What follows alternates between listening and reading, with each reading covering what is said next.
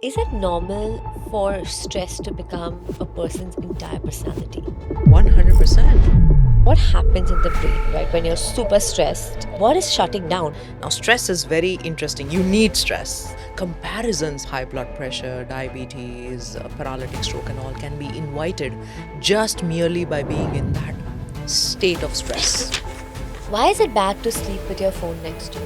What's the memory capacity of our brain? I had this huge macho guy, like really with, I think, kilos and kilos of muscles, absolutely like those 6 pack, 8 pack. And then he went into panic attack. He had severe anxiety, cannot perform. And hence we keep forgetting. We have attentional issues.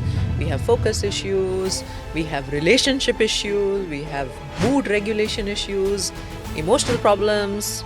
I get patients all talking to ChatGPT and saying, hey, I think ChatGPT has diagnosed my problem. If you could recommend changing just one habit to reduce stress, what would it be? The biggest change that I would say is, Do you ever feel like your brain is just exhausted? Like you're constantly running on empty, struggling to focus and snapping at the smallest things? These days, it feels like everyone is stressed. We say it so casually, I'm so stressed. This is stressing me out. This is so stressful. It's basically become a part of our daily vocabulary. But behind that throwaway word is a much deeper, more dangerous reality. What if that foggy brain, that endless distraction, that creeping burnout isn't a sign you're failing, but a cry for help from an overwhelmed, overstimulated brain? Get ready to discover the secrets to unlocking your brain's true potential, guided by insights from globally acclaimed neurologist Dr Sweta Adatia. She's here to help us understand how stress, screens, and speed are reshaping our minds. This isn't just an episode, it's a mental upgrade. Something that I always like to clarify and intent with everyone that I'm sitting down with, every episode that I'm shooting. And I really want to dive into stress as a topic here with you. I don't even need to elaborate on why this is important. But let me tell you about what my hope is, that anyone who's watching this, who's either suffering from stress or has a near and dear one suffering from stress, because we know it. yes, Either we are stress ridden, or either our partners or immediate family members are stress ridden. And that also ends up impacting our lives a lot. 100%. Today, when I ask you the questions and when we kind of go through this, I want you to keep it in mind that if we can drive value to Yes, even 5 people or 10 people, right, through this episode and help them through that journey of stress absolutely. and understanding that stress is in your control, I think that could be very, very interesting and it could be quite impactful. Absolutely. So that's pretty much the intent of the episode. Right. So I'm going to start with asking you, what is stress? Yeah. Could you explain that? So you just mentioned that, people are living with a lot of stress, and then we as doctors know it the best, right? Because a lot of times people come to us, young people, who have forgotten things, memory issues, paralytic stroke. They have issues in focus, in attention. We have people coming from great companies, right? I mean, they are who's who of the company that they work for, corporate employees, and then they come and talk to us that I have burnout. Now, good old days, I'm much older to you. In that time, we never heard what was stress like and what is burnout. And this were all fancy stuff. Even as a medical student, for that matter, we never had a chapter so elaborate on stress as we have it right now. So, what has changed? I think a lot of fundamental way in which we live life has changed. There's lots of social media in our lives, there's lots of distractions, there's lots of comparisons. He or she is there and I'm here, and then the expectations out of life. So technically that is leading to the distress. Now, stress is very interesting. You need stress. There is something called the good stress, that is called the eustress. The brain has been found to be very lazy. The brain does not like to work. 25% of oxygen it consumes, but it is the laziest organ out of all. You leave the brain as it is, it'll be happy doing nothing. That is how fundamentally our brains are wired. It wants to preserve the energy. It does not want to work. It just does not want to take that step forwards. And that's why you see very, very few motivated people in life, because primarily the brain is lazy. Now, the brain wants that little kick. That little kick for doing something is eustress. You have to prepare your body, your sympathetic nervous system should come in, your brain has to look forward to something. That is eustress. But where does things go wrong? When that stress becomes continuous, when that becomes chronic, every single minute I have to be worrying, I have to perform, I have to do this, that is where distress comes in. 1 in 3 people is what the latest statistics is, which is very scary a statistic for us as doctors, because any kind of disease that you can think of, high blood pressure, diabetes, paralytic stroke and all, can be invited just merely by being in that state of stress, continuous stress, it's like a rubber band, right? You can pull the rubber band, it's elastic, but you can't keep it pulled for long, and then it will break. So I'm shooting 3 episodes today. Mm-hmm. So last night, obviously, I felt a bit like, am I ready? Am I prepared? Mm-hmm. So that was, I mean, I wouldn't call it, I didn't feel stressed Yes. because, well, funnily enough, I'm not someone who is stressed out easily. I'm quite proud of it, but I'm someone who's able to kind of, I don't know, I think you might be a better person to analyze this, but that's at least my belief that I don't get stressed out very easily. I don't succumb to stress. So even if I have a hectic work day, I know what needs to be done. But is that like that pressure? Is that the stress that's good stress in the That's brain? right. The pressure to perform to a certain extent, which is not leading into any physiological changes. Physiological changes, when I say, means what? Your heart is racing, you feel very restless, you're pacing all throughout, you don't get enough sleep. Got it. That is distress, when you Okay. are able to have changes, which is visible. Somebody would look at you and say, hey, what happened to you? Why are you not at rest, not at ease? That is the problem. But a little pressure definitely works, because that is the performance. But isn't overthinking also the most common form of stress? So, overthinking is the reason for stress. Obviously, let's say my brain is like a Ferrari, the speed of the Ferrari is 150 kilometers an hour, but every day I'm using that Ferrari 250 kilometers an hour. What will happen with that Ferrari? Even if it's a Ferrari, it will break down at some point in time, right? Absolutely. So, exactly the same way, that stress, that chronic, continuous stress is definitely going to make me succumb one day. And succumb to what? Succumb to all the conditions that I just spoke about. Overthinking does not let you to sleep, it does not make you feel comfortable.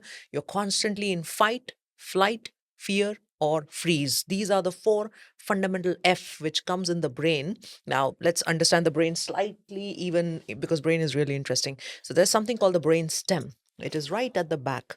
My heart is beating, I'm breathing because of that brain stem. The moment I go up inside, there is something called the limbic system. Limbic, also called the emotional system. It's always scanning. It's scanning for threats. Am I safe? Is everything all right? Am I comfortable? In the good old days, there used to be tigers and lions, which we had to protect ourselves from. Look at today. What do you need to protect from? Suddenly, the boss's email comes in. Suddenly, a WhatsApp from a friend comes in. Suddenly, ghosting happens. All these are the modern day stressors which come to us in various forms. So, this limbic system is always on that guard. It's like a little watchman for the brain. And it is all about fight. You want to just fight it out. Flight, just go away, run away because you don't want to face it. It's freeze. In the good old days when we went to write exams, what would happen? Freeze. I know everything. And what happened, in the exam? Freeze. Limbic system took over. So fight, flight, fear, and freeze. And then the brain is called the frontal cortex. This frontal cortex is all which is about emotional regulation, intuition, judgment, morality, what is good, what is bad, how can I be composed, calm, how can I make it happen. So, most times, for most people, when we say overthinking, I wish it was in the frontal cortex, but the overthinking is only happening in the limbic system.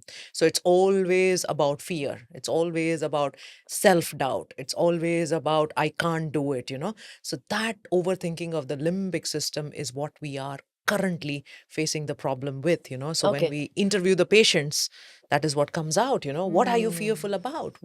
I have a nice definition for fear, false expectations appearing real. It has not even happened, but your brain is already creating the scenarios. It's already visualizing that things are not going well. It's already making that this is not the way how it will fan out. It always thinks negative. So that is what the property of the brain and slash the mind is.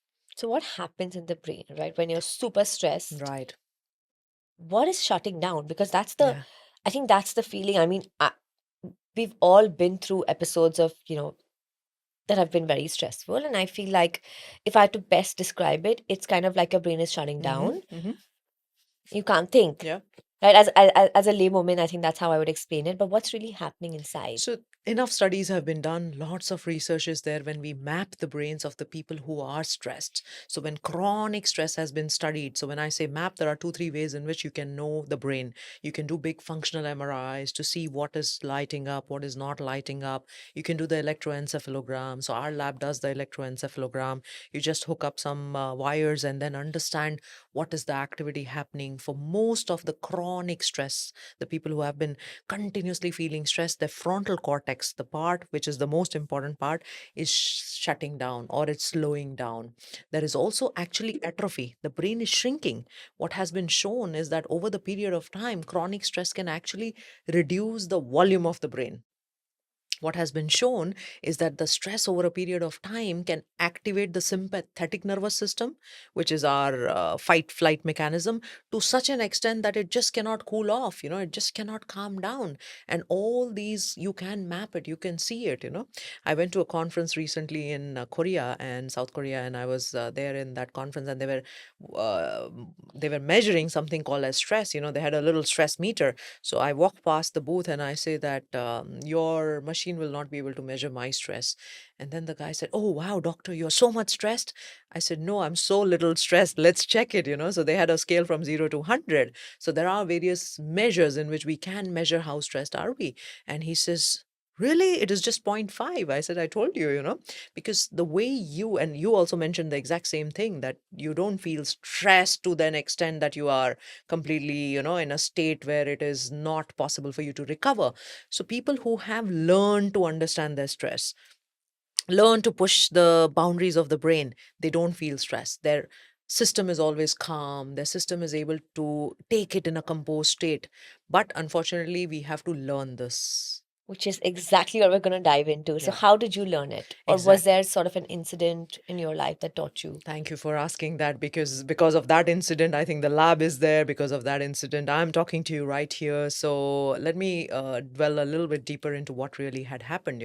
So I was always a very good student, and in my medical school, I got some 13 gold medals, and everything was going great in my intellectual. This got a scholarship, went to University of Cambridge, all good, everything fine. And intellectual level, IQ, okay, things are working, papers are being published, books are being published. One incident broke me. My very dear friend, she was really a very, very, very close friend of mine. We grew together. She was like a sister to me. And she went into marketing, I went into medicine, and 25 years of a strong, solid relationship. And one fine day, we are separated. And that pain of separation was so emotionally hurting. It was so deep, it sort of shook me. It made me understand life from a completely different perspective.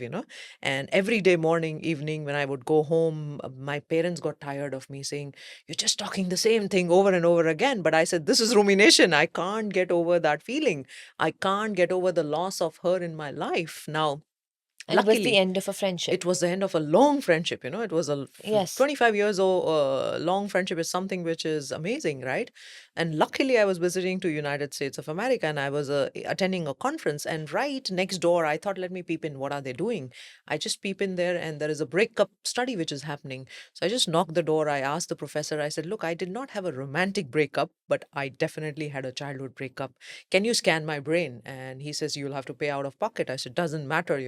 I don't mind doing it because I'm in so much pain. I really am so much stressed. I can't think straight. I'm all the time in the past. So what we call PTSD, post traumatic Traumatic stress stress disease. disorder.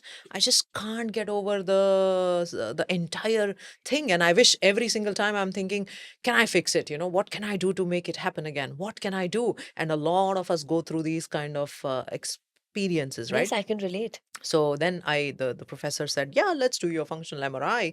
So I go into this big scanner, and then the brain is scanned.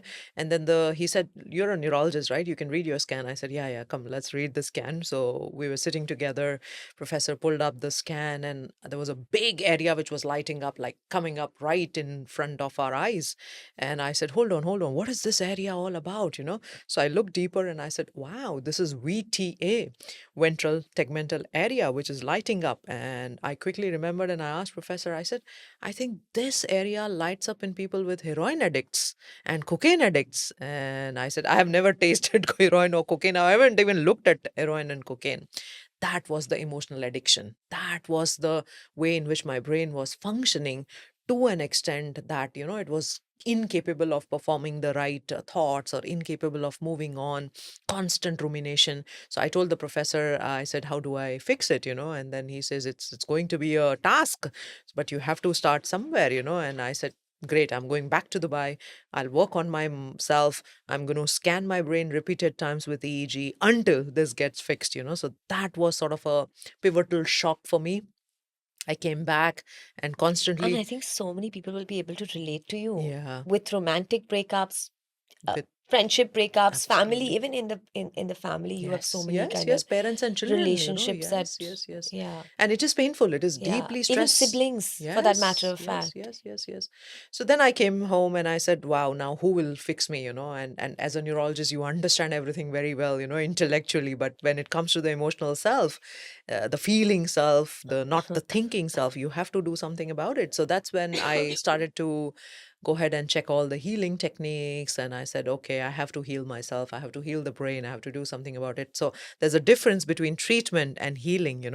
Healing is eliminating that root cause. Treatment is just putting a facade to it and then saying, hey, let me just temporarily patch Yes, it. So yes, that's yes, that's when yes. my journey into healing, into the deeper self, the sense of belonging to beyond the brain also started. But what were these things that you did? That's right.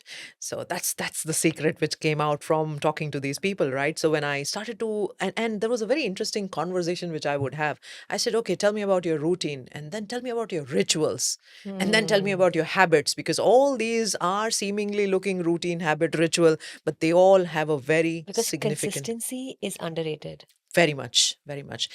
See, wiring of the brain, we have to understand the neurons that wire together, fire together. Neurons that fire together, wire together. Wiring is a process. It is something which you have to repeat it. It's like a path. If I want to draw a path, I have to constantly chisel it. So chiseling in the brain is happening through those practices. So what were those practices? And when elaborate interviews were taken and everything was studied, a very interesting insight came, and that has also become one of our very, very popular tool with the lab, which we have shared with millions of people. I think one of these reels has close to 5 million views. Movers, MOVERS. What does M stand for? Easy to guess. Mind, Meditation. meditation. Yeah. So O for oxygenation. Are you breathing properly? What are you doing to reset your breathing? V for visualization. Where am I right now? What do I want my brain to have? What can I do for it? Visualization is a very, very powerful exercise.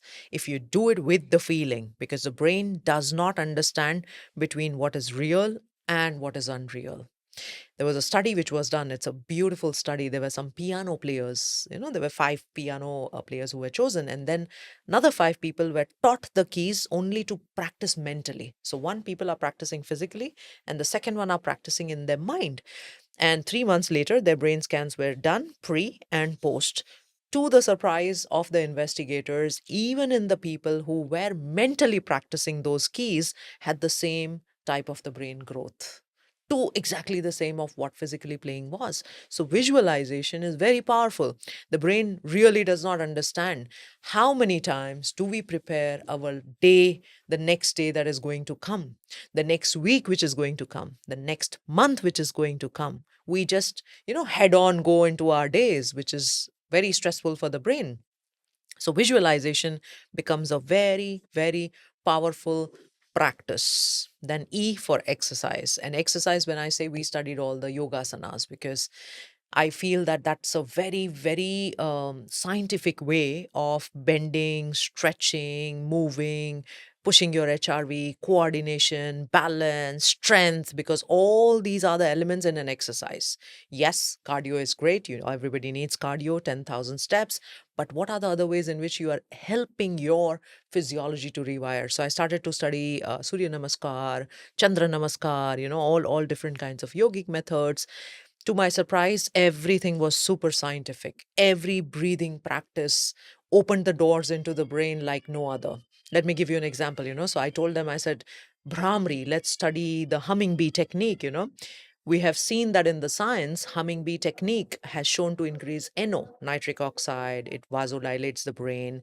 Your brain can have lot of calmness, relaxation. I said, let's do experiment. So it was literally a completely open experiment. They hooked up my brain. I did one single humming bee, and then post my brain was studied. In that one humming bee, single humming bee, 30 to 40 seconds of a breath, which is taken when you take a deep breath and then you say, you just continue doing that. Very, very simple practice. And what we saw was slowly the beta became high beta, super high beta. The beta, the fast, fast, fast went into gamma. So paroxysms of gamma started to come in. And as I was watching the screen, I'm like, hold on, just go back at just that level. These kind of paroxysmal bursts of gamma is repairing your brain, is regenerating your brain. So, simple breathing, oxygenation, pranayam practices are very, very powerful. So, exercise that we spoke about, reading, are for reading something affirmative, something positive. In the morning, what do? We wake up and straight away go to our phones. The 7 centimeter atom bomb that we carry off from all regards, right? It just blows our mind, it just blows our brain, it just blows our body, it just blows our neck. I never used to have a 14-year-old walking into my clinic with a broken neck in the good old days, spondylosis. And now, like 14-year-olds, 15-year-olds, the neck is gone, back is gone. This is all the seven Wow. centimeter bomb that is doing, right? Because they're So, looking down all yeah, the yeah, yeah, all time. the time, right? All the time. You're not all the time. We're slouching. We're sitting on the with the computers. So, the good old days, we used to have a good neck and back until 50, 60, and now by 20, if we are going to lose our neck and back, I don't know what is going to happen. Sometimes it's scary for us as doctors. E then R for reading something positive, reading something affirmative, because Yes. you are trying to give that command to your brain to prepare yourself. The first thing in the morning should always, always be spent 5 minutes, sitting quietly, closing your eyes, alpha, opening your eyes, and reading something which is good and positive, because then you carry your day along. And S is my favorite. Do you want to guess what S stands for? Um, Scribing. Writing. Writing out which is something negative, which is not serving you, some emotions which are pent up, something which is bothering you, some kind of fear. Because scribing or catharsis, in the good old days, people would sit together and they would just talk about their lives. We used to call it so-called bitching, but it was just getting out of all the pent up emotions. And nowadays, we have lots of virtual friends, lots of virtual life or real life, but in real life it's a mess. So writing it out, what is not serving you, I call it my red diary. Just burn it. You don't want to look at it again, because let it come out of your system. And Okay. interesting You thing, release it. yeah, you just release it. Is it normal for stress to become a person's entire personality? 100%, 100%. And there are enough such brains around. If you look at them, they're always pacing, they're always demanding, they're always stressing themselves out and then stressing the other person out. Type A personality is what we call it. These are generally stressed, very highly stressed. They go on to smoking, they go on to caffeine, so they get addicted to coffees. So Yes. these are all chronically stressed individuals. And there is something called the mirror neuron. I think you were talking about it, right? When you have somebody in the house who's stressed, there is a mirror of the emotion which happens. So, for example, if I come very gloomy and I'm very sad sitting onto the podcast, I can immediately transfer to you and the cameraman, because the emotions that we Yes. carry can directly be linked to the other person. There was a very nice study which was done, and it's just one of my favorite studies of all time. So, they studied dancer. So, for example, I go and watch a dancer. It's a nice theater show. You are watching the dance show versus you are watching the dance show in a television. They hooked up the brains to see what is happening, to the surprise of the researchers, where the person was watching the dance in person, the same amount of brain neurons were firing as the dancer. And in the Oh television, my there God. was only idling rhythm. There was only one single rhythm which was firing. It was not mirroring. It was not mirroring. So, when you are in physical contact, when you Yes. are in the thing, you automatically mirror. Look at children, 0 to 6. You think parents are fighting and you have young children, right? Yes. You think that, oh no, it's okay to fight and it's okay to smoke and it's okay to have a environment which is not conducive, because are they listening? Are they even in the state to understand? Well, they understand everything. Until the age of 5, all their sensory perceptions are fully developed. It's just the motor output is not there. So they know everything what is happening around. With the power of mirror neurons, you can shift their circuitries. So I have a friend. Every time she comes and she'll sit on a table in front of me, and she'll have this really, her face will be really down and she'll continue to complain. And, there might be an ache or pain that she's kind of Yeah. going through. And suddenly my energy completely dips. Yes, absolutely. That is mirroring, right? Because your physiology will immediately mirror that without your knowledge. So what you have to do, you have to shield from these emotions. You have to be, again, Which is constantly be exactly my aware. question, that Yeah. is there any way Yes. I can be in control of my energy? There are still times Hmm. when the energy gets to me, Yes. right? And somehow, and I don't know whether this is in my mind, but they talk about nazar. Mm-hmm. And I feel like I catch nazar very quickly. Mm. Like I'm very receptive to energy. And there are many times where I will turn to my husband and I will tell him that, like I'll tell him in Gujarati that aaj koi nahi to nazar, lagi Yes. che. Yes. And I can feel it. I can feel the complete dip and drain in my Yes. energy. Yes. What do you do in those instances? See, we all meet so many different kinds of people, right? It's all a different exchange. Now, even before I'm talking to you, even before my mind engages with you, my energy body has already scanned you. Hmm. My feeling, and as you rightly mentioned, nazar. Why nazar? Because that's the first thing that your eye is like a scanner, right? Your body is like a little scanner. So you take in, you want it or you don't want it. It's just going to come. So what you do is you start to follow a formula where you will block it, where you will shield it, you will not allow it to happen. So, and how do you shield it? Very, very simple. In the pranic healing, they would make a nice orange bubble. You're sitting in the bubble. There's a one-way street in the bubble. All the good emotions are flowing. Negative emotions are not flowing. Seemingly very silly, simple looking practice, but very powerful. And then having certain couple of deep breaths. Whenever I am with such people, I also start to breathe Ujjayi. So Ujjayi is also called victory of mind. Okay. Ujjayi is a very simple practice. You don't breathe from the nose, but you breathe from the palate. So automatically, I have anchored myself into breathing Ujjayi. When I'm even writing my emails, I start to practice Ujjayi. These are all very simple techniques, but they Hmm. rewire, they help you reshift. And mind, believe me, is like a little magic box. You tell the mind, hey, this is going to happen, and it'll make it happen. This is not happening, and it'll not happen. The mind body axis, in medical terminology, there's a very nice thing called psycho neuro physio immunoendocrinology. Let me say it like a rapper: psycho neuro physio immunoendocrinology, which means I start with the mind, I go on to the brain, I go on to my nervous system, I go on to my immune system, I go on to my hormone system. Everything can be influenced. They say 90% Absolutely. I agree with you. of the problems are psychosomatic in nature. I have to tell you, I woke up with no voice today Hmm. and I'm shooting 3 episodes. Imagine. Yeah. So I'm an absolute believer in the Yes. fact that it can be You told controlled. your And mind. you can hear the strain Yes. slightly. Yes, I told my mind. And I think what's very interesting is that, how you're talking about different rituals, right? I think what's also important to share is that different rituals can work for different people Mm-hmm. differently. Mm-hmm. What has been interesting for me, Dr. Sweta, is that I've had different rituals work for me in different stages of my life.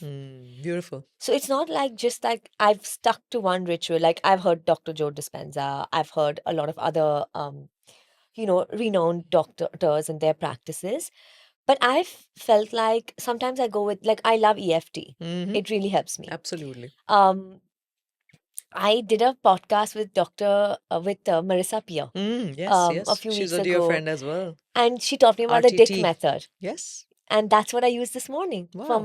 for my voice. What is that? Just Uh, let's tell the audience. yes, of course. So you tell your body that I dictate, instruct, command, compel, and code Beautiful. my throat Mm-hmm. to be in perfect working condition with the best immunity so that I can deliver my 3 podcasts with a strong voice. Beautiful. And I kept repeating this to my mind a couple of times. It's not like 100 times. It's just Yeah. a couple of times. And You can hear the strain, can you? Yeah, yeah, And yeah, this yeah. morning I had Zero literally voice. no Wow. voice. I mean, see, this is the magic, right? This is the magic how you can train your mind. So, you were talking about parent, child, the mirroring. Mm.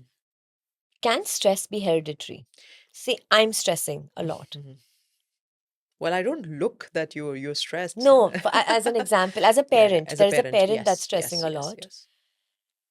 Can the child kind of subconsciously pick it up, and could it be a part of their personality? 100%. Look, and not just when your child is born and right now it's a 6-month-old baby, not really. Even at the time of conception, what kind of thoughts you had. And that gets us back into the importance of when the conception happens. Those 9 months in the initial good old days, we never had trials which suggested that the baby can hear and the sounds are perceived and the environment is perceived. Well, during the growth of that baby's brain, everything is perceived. You watch horror movies, you change the taste of the baby. You eat some junk food, you change the taste of the baby. So everything is perceived.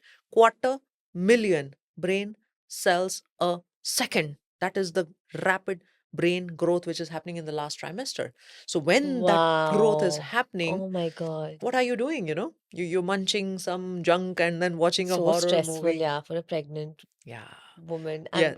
I've been there. It's just the pressure is. Yes, yes, yes. But I think it's not really the pressure. It's all how perception, right? You're bringing a life. You're bringing a life which can make a difference in the world. Of course, Dr. Shweta, Mm. but at the same time, life is still you're still reactive to Yes, situations around you. yes, Now, you could be in that belief that I'm in this pristine third trimester, but that taxi driver might not be of the same belief, yes, right? And it takes so much control when you have no control over your hormones and emotions yes, yes, to yes, practice that control. But it's yes. it's interesting to know how much of an impact it it, actually it it has. has a huge impact between 0 to 3 as well. So your question on hereditary, is stress a hereditable problem or not? Yes, to some extent we do herit, because that is how our genes work, right? And a very simple example that I give is, the gun is loaded, the trigger is in your hand. The Hmm. loaded gun is your genes, but the trigger is your epigenetic environment.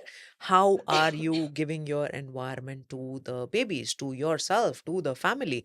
Everything depends on that. If you could recommend changing just one habit to reduce stress, what would it be? The biggest change that I would say is, when you wake up in the morning, fix your morning. Your stress, everything will get fixed automatically.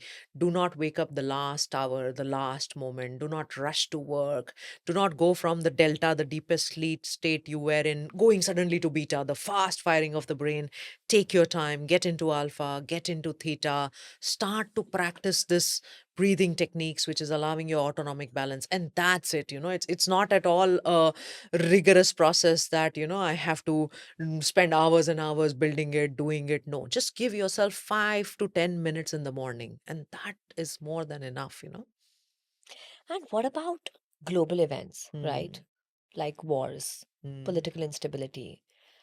I mean, we've seen a global pandemic. Yes. How does this affect our nervous system? And unfortunately, it feels like this is something that comes up now more often than ever, Yes. right? We're dealing with a world crisis Yes. way more often than I think it's occurred in the past. It could have occurred in the past, but right now what is happening is, with the media, with the Hmm. exposure that we have, we are in touch. We know exactly what's happening in Palestine, we know exactly Pakistan, we know India. So all these things are now available to us, which was not available then. Things used to happen. There used to be wildfires in California even before we had all the media, but now we are aware about it. But yes, there is something called the group coherence. What happens, we saw that in COVID, when all the people were anxious, so many things were happening Yes. suddenly. That anxiety was like a wildfire all over. Everybody is unsure about their future, the jobs were at a stake, so many things were happening because of the collective anxiety which was happening. My mind, my emotion is affecting your mind, your emotion is affecting the other person. So definitely that mirror phenomena across the world, it happens, right? The VUCA world is the reality, the volatility, the uncertainty, the complexity, and the ambiguity. So we are not going to have an impact on the outside VUCA at all. What is our response. I'm not going to say reaction. What is our response to that is what keeps us sane. This reminds me of a story. There was this young boy, 25 years old, dashing, and came to Dubai, called his uncle from Gujarat. You and me both are from Gujarat, right? From a little town in Gujarat. He called the uncle. The uncle came from Gujarat, and uncle is like, wow, Sheikh Zayed Road. He's riding a nice Ferrari, going zoom past the future museum. What beautiful buildings. And then the uncle is very happy looking at all he has never seen. He's coming from a small little village, and the boy is also pura, he's all showing off uncle. Now 5 minutes pass, and then the Ferrari hits and there is an accident. So the boy is very perturbed. Oh my God, Ferrari. And then now what will uncle feel? Uncle is happy, silently watching everything. And then the boy asked the uncle, we met with an accident. Why are you not perturbed? So uncle said, you called me here. Lovely. I love Dubai. Look at the buildings. The car is amazing. You were driving so well. I was wondering from the time I sat, this is how it started. How is it going to stop? External brakes versus internal brakes.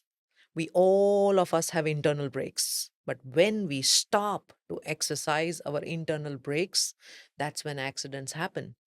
What do you mean? Stress. So we don't the situations control us. We don't control the situation.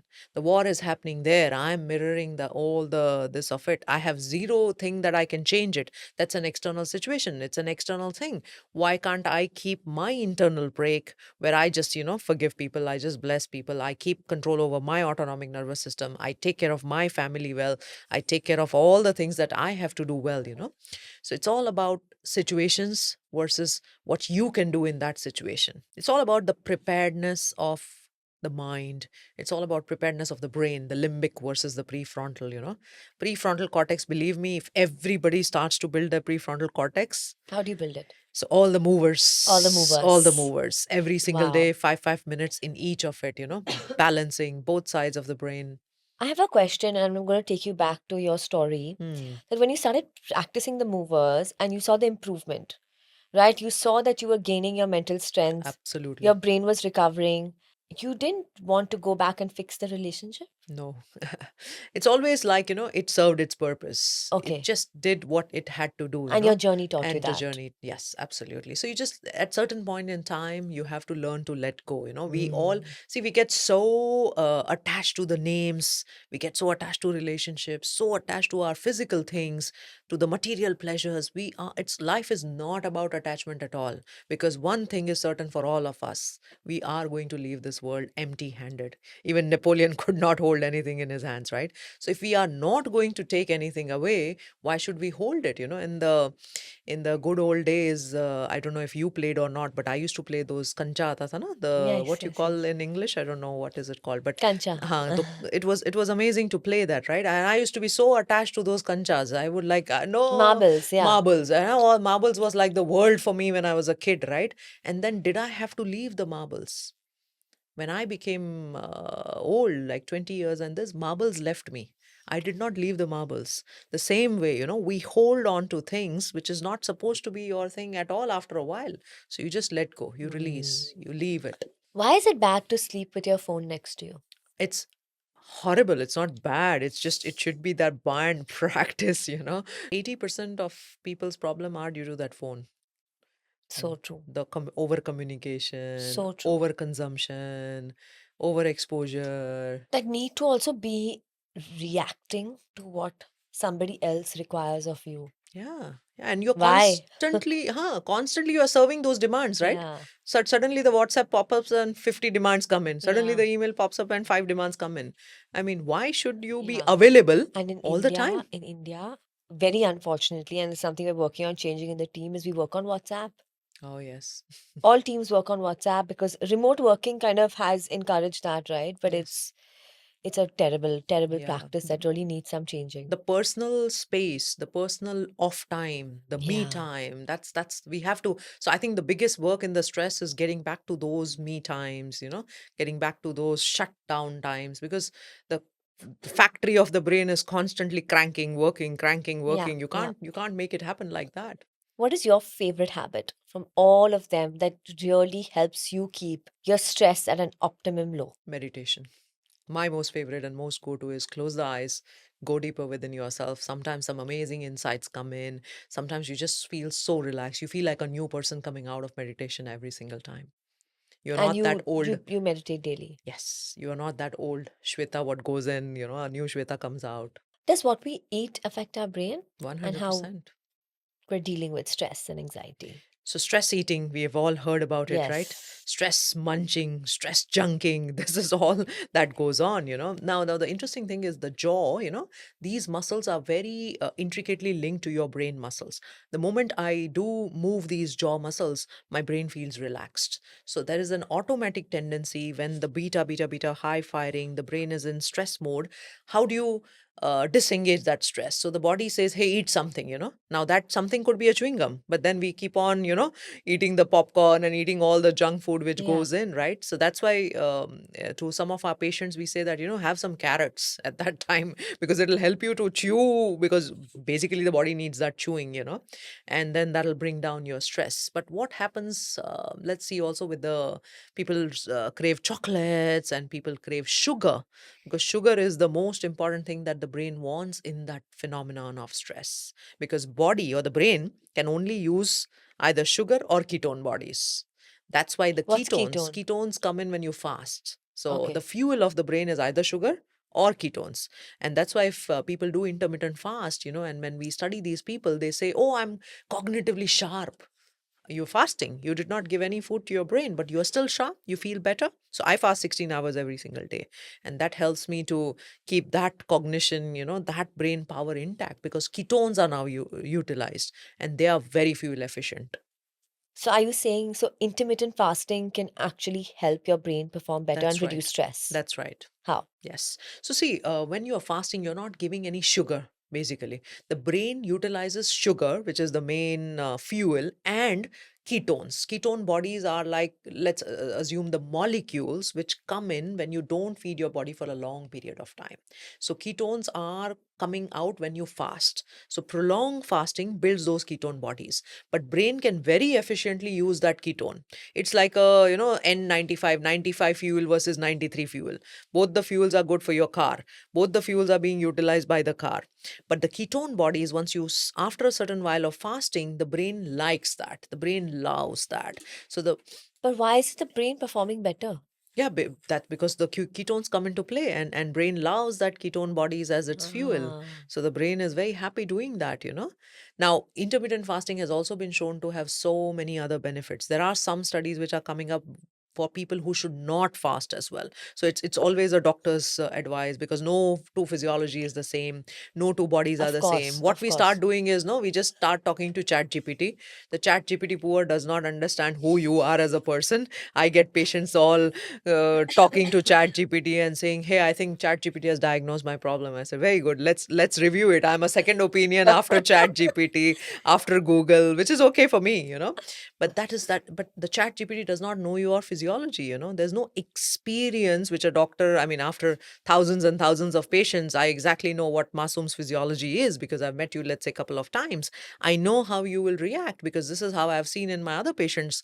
So that experience is lacking in that chat gpt, right? Hmm. So when you are trying to ask what is fasting doing for me, it may tell you it's very good to fast for 20 hours, and you suddenly start and then you land up in a problem. So it should always be taken with a serious concern. Of course. Everybody's moving on to Monjaro. Look at Ozempic, Monjaro, all the shortcuts. There was a very nice study which was published. 3 4 years, great, you lost some 20 22 kgs, and then you stopped it, and then you gained back your 20 22 kgs over the 3 or 4 years.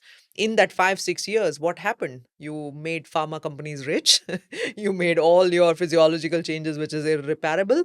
Why don't you do it the natural way? So I'm a huge fan of doing everything naturally.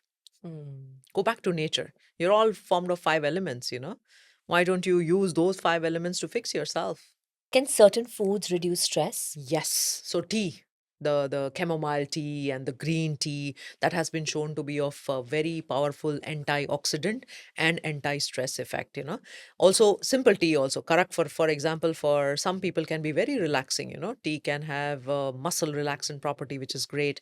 Some people also resort to chocolates, right? Because chocolate is giving them serotonin. It's like a boost of serotonin which comes in with dark Hmm. chocolate specifically, and that can also be an anti-stress. But obviously everything has to be in moderation. Some people also resort to, when it comes to the food, the comfort food. For example, they're too stressed, they've been traveling, jet setting. The moment you go home and then you eat Have a some dal simple chawal. dal chawal, and that itself becomes a Very de-stressing this, comforting. comfort, because that's what your brain has done over and over and over Yes, period yes, of yes. time. So you feel good by Correct. having that. What about some superfoods for the brain? Yes. So the brain has a currency, that a single cell of the brain, which is responsible for the entire brain. So let's say there are 100 billion neurons, but let's pick up that one single cell. That cell has mitochondria. Mitochondria is like the powerhouse of the cell that has a layer. The layer is formed of lipids. So that's why I'm not Feel like I'm in entirely. fifth grade Yeah, science class. exactly. This is exactly the fifth grade science class, right? The lipid is like the little fat tissue which is around it. There is a cover which is made of vitamin B12. So, giving and feeding that mitochondria, feeding that cytoplasm, feeding that cover of the brain. Now, what will that feed? Great vitamin B1. B6, B12, good lipids or good fats. You should have good fats. Ghee is one of those superfoods and Kiwi. fats. Ghee, Ghee. the cow ghee, which has to be fed, because the cover, you are maintaining the cover of it, right? And then mitochondria with iron. So all your dates and anything which is giving you good iron is like superfood. Avocado, eggs, if people are taking eggs, because there is enough quantity of, again, vitamin B12 in that. So all this, taking care of each and every cellular component, and not just of the brain. Your second brain, which is in the gut, Gut. is also linked to your brain. The microbiome, all the bacteria which is sitting in the gut, are connected to your brain, and 90%, up to 90% of your serotonin, the happiness chemical, is produced through here. You have constipation, try to be happy. Impossible. You have diarrhea, try to be smiling. Not possible, because this is directly connected. And this microbiome needs diverse foods. Hmm. 60 to 80 different variety of foods in a week. Now, most times people go to वही same dal, chawal, old, whatever I'm comfortable eating, I keep on eating. But bringing in different raw vegetables, bringing in raw salads, having a, so in my house there is a formula called 11 salads, 22 salads, 33 salads, 44 salads. 33 salads means 33 items hona chahiye. That has to be You're 33 kidding. items. Yeah, you just put olive oils dressing, and you put all kinds of nuts in that, and then you put 3 4 33. yeah, yeah, yeah. So then you're Can I feeding have your the recipe? yes, you're going to feed the bacteria, right? And that was the reason why in the good old days, if you remember, there used to be festival celebrations. Festivals means lots of food, lots of variety of food, and that variety would be feeding the microbiome. Your microbiome would strengthen, and then that's how your brain parameters will improve. Everything was so super uber scientific. That is so interesting. I've never thought of it like this. So Yeah. potluck is in fact brilliant for the Lovely, brain. lovely. It's a great way to, and you taste little of everything. Not that you have to eat everything, but that is Yeah. feeding your good bacteria. And the fat, we often ignore the fat. There's some people, oh, completely anti-fat. There's some people completely anti-sugar. No, it's always about the balance. It's about the balance between your carbohydrates, between your protein, and between your fats. Hmm. It's never about eliminating anything or only having one thing. It's a balance. Say there's someone sitting on their desk right now Mm-hmm. and they're feeling extremely stressed about something, professional, personal. What is a quick hack they can use to kind of reset that stress? So I will tell two hacks, because depends on who likes what. So there's something called the 4-7-8 breathing technique. You breathe in 4, you hold for 7. So you say in your mind 1, 2, 3, 4, 5, 6, 7, and then you exhale 8. Any formula with 1 is to 2. Inhale for 1 and exhale for 2. So if I inhale for 4, I exhale for 8. This 1 is to 2 Hmm. is kicking the parasympathetic system or the vagus nerve. Vagus nerve is the longest nerve in the body, works to reduce the stress. So one is 4-7-8. The other one is what Huberman has been talking about, cyclic sigh. So you take in a breath, you take in a second breath, one more, and then exhaling through the mouth. Again, the same principle, 1 is to 2. So very quickly So they'll be able to, yes, and then Absolutely. The automatically you will start feeling calm. Your nerves will settle down, your heart rate will come down, your blood pressure will fall, and you'll start to think clearly. Most important, stress knocks off that clarity, right? That Mm. stress knocks off the focus. So it brings you back to the focus. What's the memory capacity of our brain? Oh, I love this question. If I were to take all the memory capacity of the single brain, I will have to stack the entire Burj Khalifa and still it won't be enough. It's 2.5 petabytes, and 1 petabyte is a million gigabyte. Oh my It's God. immense. It's just So why do we forget where we keep our keys? Thank you for asking that, because we are just firing all the wrong channels of the brain. We are constantly stressed. We are into that limbic system where you're not optimizing the use of all the parts of the brain. And hence we keep forgetting. We have attentional issues. We have focus issues. We have relationship issues. We have mood regulation issues, emotional problems. And to activate this, we go back to the movers. We go back to the Okay. movers. Movers is like a simple, easy to Mm. use, very scientific, very, very simple. Most important thing, I think anything which is simple is long lasting. If I tell you to do certain kung fu, karate, match it with a certain Yes. tai chi, then you go ahead and swim, and then you go ahead and do this and that. And if I tell you to do have some 12 teas, and then it'll life brain is not that complex. Hmm. But well, people like those kind of advices also. Yeah, they do. But I But then think they you have to listen to find it. what makes you feel right, Right. Otherwise Yes. there's way too much information available now. So So I generally say that there's a lot of supply, but there's no apply. yeah, The gap between supply and apply is what the simpler it is, yeah, the easier it is, and consistent it is, will yeah. make the change. So if you had to analyze my brain, Hmm. what would that process be like? Yes, let's get you into the lab. Yes, Very, very simple process, 20 to 25 minutes of the brain assessment, which is through an electroencephalogram. We have it right here in Dubai. And I'd love to come. yeah. And then what will we find out? How's your mood regulation like, your emotional regulation, the balance between the two sides of the brain, the balance between the front and the back, what is present in your brain. Do you want me to Why guess what aren't will come out? but why aren't more people doing this? Oh, yeah, people have started to understand now, and we have just come out with the Limitless Brain Labs No, but fundamental. this is amazing, doctor, because I feel like, the episode I shot before this was one on weight loss. Mm-hmm, And the amount of focus we keep on weight loss, mm-hmm. imagine if we could drive some of that towards, say, growing our brain or Yes. rewiring our brain. Thank you, Masoom, for That saying could that. deal with actually the weight loss and all the other things as well. Yes, and thank you for saying that, because last week in my clinic I had this huge macho guy, like really with I think kilos and kilos of muscles, absolutely like those 6 pack, 8 packs, whatever they call Yeah. it. And then he went into panic attack. He had severe anxiety, cannot perform. He works with 150 other trainers. He's a lead trainer into that. So your body is amazing, your physiology is great, you've done all your weight loss, but if this gets off, you're off. You will know your blood tests. You will know at some point in time what your hemoglobin is. You will know what your kidney 100%. function is. But do you know what your brain power is? Do you know how well your mental resilience is? That is what we need to change. That is what the vision Love of the this. brain lab is, that we have to, whatever you can measure, you can manage. So Hmm. at least get to understand fundamentally how your brain is functioning. The moment you do that, you'll start working towards it. And if you make this right, everything else will be right. Okay, so give me your assumptions for mine. Yeah. What is it going to come like? I think you will have a lot of theta.